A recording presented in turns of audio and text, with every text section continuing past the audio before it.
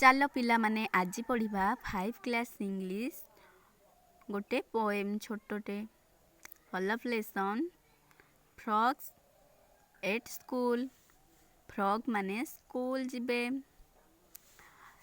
20 frogs went to school.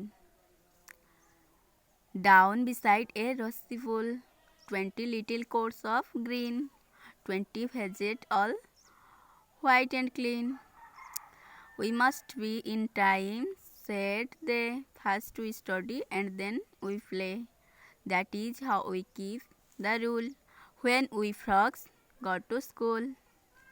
20 frogs went to school. 20ଟି ବେଙ୍ଗ school ଗଲେ।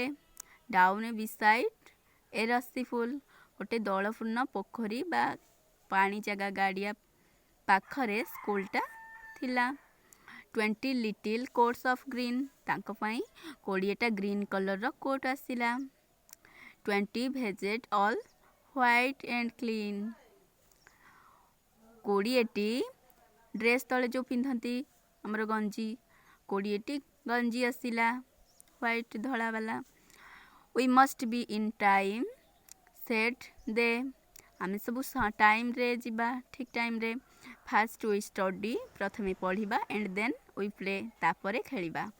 That is how we keep the rule, ଆମେ ସବୁ ନିୟମ ମାନି ଚଳିବା। When we frogs go to school, ଆମେ ଯେତେବେଳେ ସ୍କୁଲକୁ ଯିବା। Thank you for watching.